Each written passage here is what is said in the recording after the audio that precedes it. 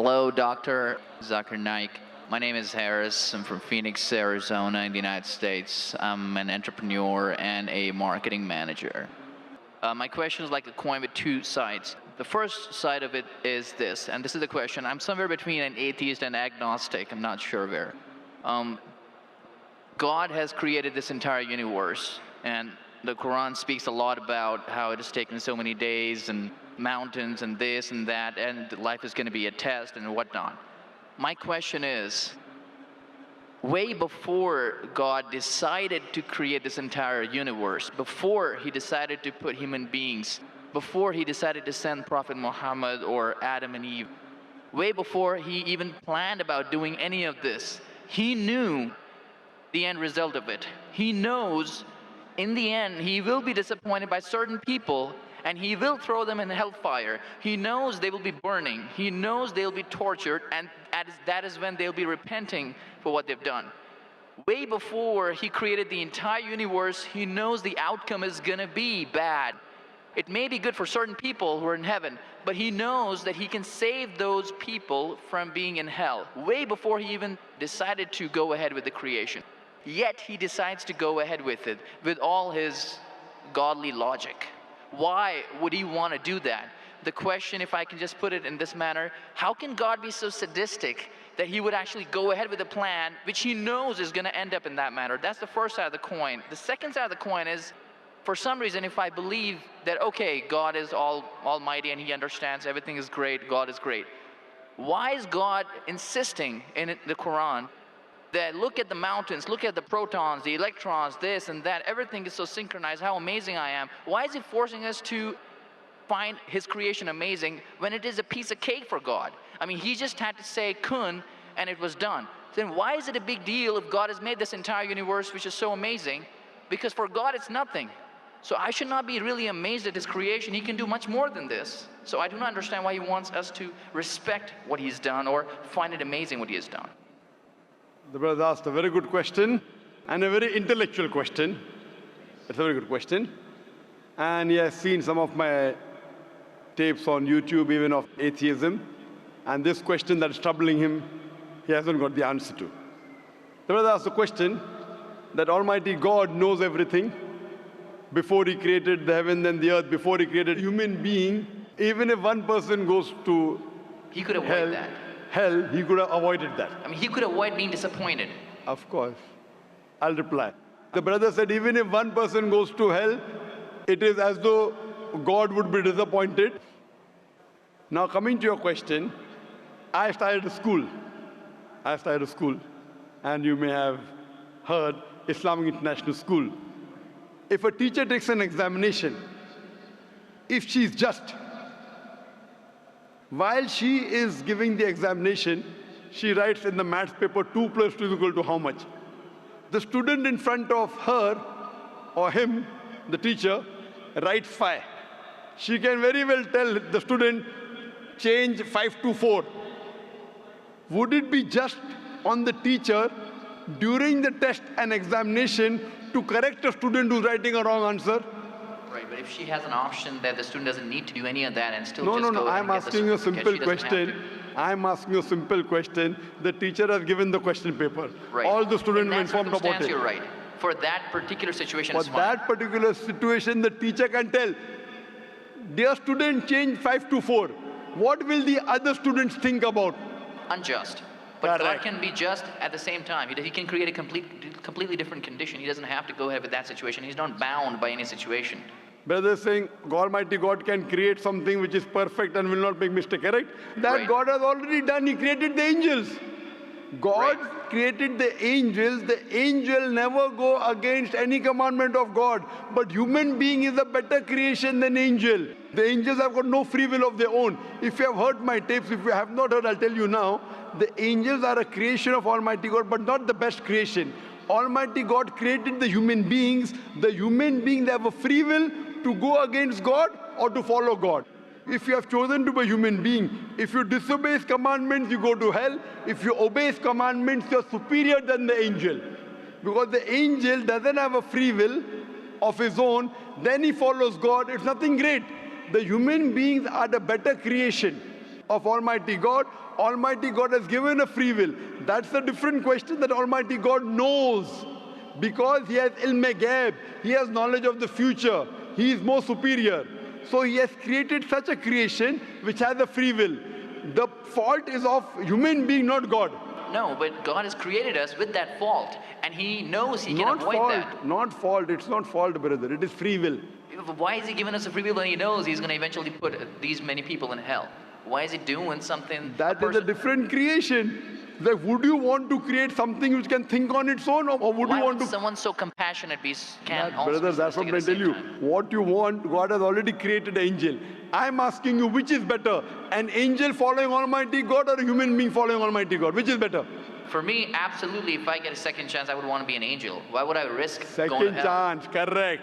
That's why Almighty God says in Surah Araf, chapter number 7, verse number 172, Almighty God brought all the human beings from the loin of Adam and asked them, is there one God? All agreed. Almighty God says in Surah Hashar, chapter 59, verse number 21, if Almighty God revealed the Quran on the mountain would shudder down. Almighty God says in Surah Ahzab, chapter 33, verse number 72, it is the human beings who were fools who said we want to be human beings, you and I. You and I were fools. Now you cannot backtrack. Once you said you want to appear for the test, once you read the test paper. Nobody asked me. They asked Adam and Eve. No, brother. Quran says every human being was asked. And then it is washed off. This memory is washed off. If the memory is there, where is the test? Almighty God says in the Quran, do you want to be a human being? If you become a human being, you can become superior to an angel or can get inferior. If you don't want to become a human being, just pass.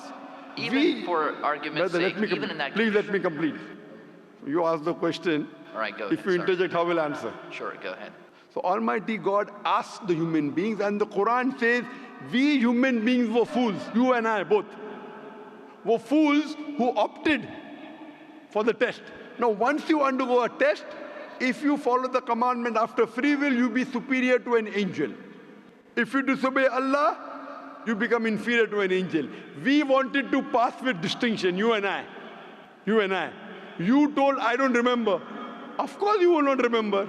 And even I don't remember. But I believe in the Quran. On the day of judgment, Almighty God says, not a single human being will object to the justice of Allah. That we'll come to know on the day of judgment. Only thing we'll say, please give us one more chance. Almighty God will say it's too late. Because if He wants to give you a new chance, even I'll have to come back in the world again. Again, everyone. So those who failed, He can't get only the failures. So the Quran says no one will ever object on the justice of Allah. They will request Allah, give us one more chance. Almighty God will say too late. Almighty God gives us chances in this world itself. You make a mistake, Allah gives you a chance to repent. You repent. Allah forgives you. Again you make a mistake. Once you die, it's only one. So as far as the first question is concerned, why did God create? Because it's a better creation. Any logical person, including you, has to agree that a person who has the free will is a better creation than a person who has no free will. Only your question you don't remember is perfectly right. When you die, when you're resurrected, that time you and I will meet. Then you will say, I remember. Even I don't remember now. But I have faith in the Quran that Quran cannot be wrong, because scientifically, if you heard my lecture, 80% of the Quran is 100% matching with science. 20% is ambiguous, neither right, neither wrong. So my logic says when 80% is 100% correct and not even 0.1% of the 20% is wrong, so my logic says even this 20% would be right. I'm a scientific person, I'm a logical person. So I believe in the statement of the Quran that we chose. If you wouldn't have chosen, you could have questioned God. Why did you make me a human being? Then God would have been at fault. But God says in the Quran, He asked. The mountains were afraid. Everything else were afraid. We human beings opted for this. But do you remember being asked? I don't remember being asked. Brother, that question. if you heard my answer, even I don't remember. But if you remember, then where is the test? Imagine if a teacher teaches you something. Teacher teaches you something. Teacher gives you the book. The teacher has to take away the book for the test. If the teacher says, okay, take the book and answer, where is the test? Okay, but why? After the examination is over, you can go home and check or not. But even before the exam began, God knows the end Brother, result. listen to me. After the examination is over, can you go and check home or not in the textbook? Absolutely. But during the examination, can you check? No. So now the examination is going on, brother. Once it's over, you can check. If you tell teacher, I want to see the textbook, I don't remember. No. During the examination, you cannot refer to the textbook. It will be called cheating. Correct? So once the examination is over, if you don't remember, you tell God, what is this illogical? But Quran says not a single human being will object to the justice. Let the test get over. So today, I being a scientific person, I being a logical person, based on my knowledge of science, based on my logic, when I read the other scriptures and when I read the Quran, I find Quran is the only book, only religious scripture on the face of the earth which passes this test. So therefore I, being a scientific person, being a logical person, agree, okay, fine. This statement of the Quran also has to be right. I don't remember, that's the test. If I remember, where is the test? So that answers the first part of the question. First part, that saying that God was sadist. God is not sadist. For example, I start a medical college. I want the school students to go to medical. How many students who go to school enter the medical college? Just roughly, can you guess? Few. Surely less than 5%. Less than maybe 1%. So why did you make a college where only 1% can enter? Fine. It is for selected few. So same way God made heaven, Jannah, Jannat-e-Firdaus. Everyone cannot go to Jannat-e-Firdaus. Why not? Sorry? Why not? Why can't everyone go to medical college? Because it's human capacity. If humans were capable of being able to put everyone in medical college, they would. That's the way we are made. The same way, everyone cannot become a doctor. Only those who have the capacity. Same way, everyone cannot go to Jannat-e-Firdaus, the high levels of paradise. We have to strive. God has given you capacity. If you don't follow His guidance, you cannot. If you follow His guidance, to go to Jannah is very easy. If you're intelligent, it's very easy. If you're intelligent and if you're truthful to yourself. But if you're not truthful to yourself, even a non-intelligent man can go to Jannah. Only thing, you should be truthful. God has given you different options how to follow Him. Some people think they are smart. I tell them they're extra smart. If they were smart, they would see it is crystal clear, in black and white, that this is the word of God. You have to follow it. That's the reason Francis Bacon said, little knowledge of science makes you an atheist. In-depth knowledge of science makes you a believer in God. So I wouldn't say God is sadist. I said we were fools who opted to undergo the test. Not God. God gave you an option. What do you want to be? We chose. So we are responsible, not God. God is not a sadist. We are fools. That's what the Quran says. On the day of judgment, you will come to know, inshallah, you and I both. Inshallah, if I go to Jannah, inshallah, I'll pray to God, I'll thank God. You know, I was a good person, I choose to be a human being. If you pass that. If you fail, then we will curse our own self. Hope that answers the question. The second part? Sorry, what was the second part? That even if I believe how almighty He is, how knowledgeable He is, why is He so bent on convincing us, look at the mountains, look at the electrons, look at the protons? Right. The second part of the question was that why does Almighty God give references of the mountain, that He's created this? For Him it is peanuts. So why is He talking? You know why is He saying? He's saying these peanut things, mountain, they would shudder. You human being who are superior, why don't you understand? Quran says in Surah Hashar chapter 59 verse number 21, had the Quran been revealed on the mountain would have fallen down to utter ruin. But to us human beings it makes no difference. He's giving these examples to show that these things which are so powerful, the mountains, etc., which He has created, would have submitted their will. Why don't you human beings do? He's trying to give an example that we are fools. He's not trying to praise Himself. And whenever He asks us to praise Him, or when He says, for we say Allahu Akbar, God is the greatest. Do you think it will change Allah? No. Whether you say 1,000 times Allahu Akbar or 1,000,000 times, he cannot become greater. He's already the greatest. The reason we say these things is because it is our human mentality, our human nature, that we follow the people who are famous, we follow the people who we praise. For example, your mother has a heart attack. There is an unknown person on the street who gives you the treatment. And you heard that the best heart specialist in the world is Dr. X. Now, will you follow Dr. X's advice or the person on the street who you don't know? Dr. X. Why? Because Dr. X is famous. People know him. He's the best in the world. So the reason in our salah, in our life, we say Allahu Akbar, Allah is the greatest, Allah is the most wise, Allah is the most intelligent. Why? If we say that, it doesn't benefit Allah. It benefits us. That if we praise him, we follow him. If we follow, we go to Jannah. To Allah, it makes no difference. Therefore, Allah says, will you not then believe? Will you not then understand? That means the Quran is revealed to the people for understanding. So he's giving this example not to make himself great. He's already the greatest. Whether you say 1,000,000 times Allah is the greatest, it will not make a difference to Allah. He's telling it to you. Allah says in the Quran, Allah does not require you, you require him. So when we praise him, it is human psychology that the person you praise, person you talk great about, you tend to follow his advice. By following his advice, it will benefit you, it will not benefit him. He is already the greatest. He is already the merciful.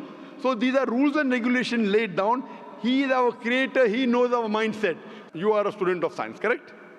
I am also a student of science. The moment I come to know, Allah mentioned these scientific facts which we came to know today, 50 years back, it increases my faith in Allah.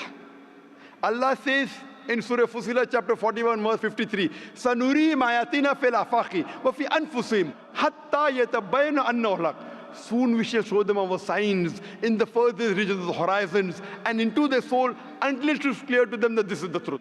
So Allah is giving these examples so that it benefits us. For him, it makes no difference.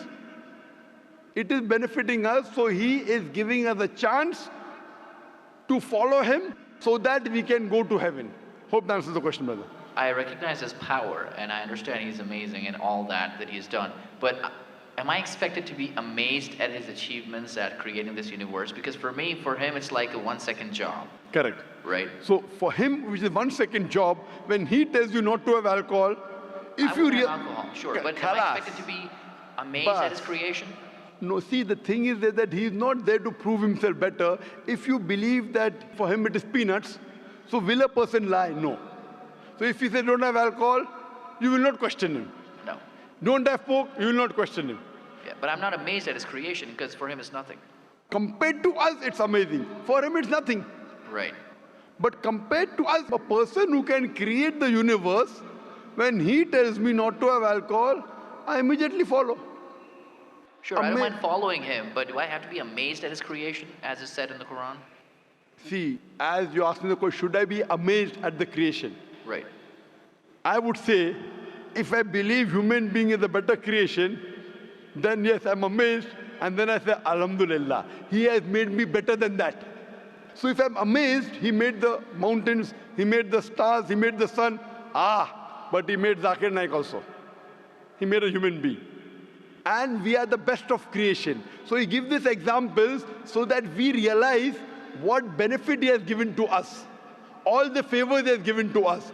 Talking about the science, talking about the protons, talking about the mountains. Finally he says, human beings are the best creation. So in comparison, we have to agree that our Creator has created this human body, the molecules, the DNA, the complex thing, which can never come by chance. So in this way, we are amazed at the creation of the human being. And then we submit to him. If we are not amazed, only by being amazed, we submit that he is our creator, he is worth worshipping. No one else can do that.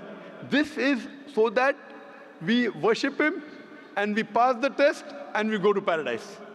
Hope that answers the question. If Bill Gates gives me $100, should I be amazed that he has given me that money? If Bill Gates gives you $100, Should I be amazed? Will you get amazed? Brother, the question is, why should Bill Gates give you $100?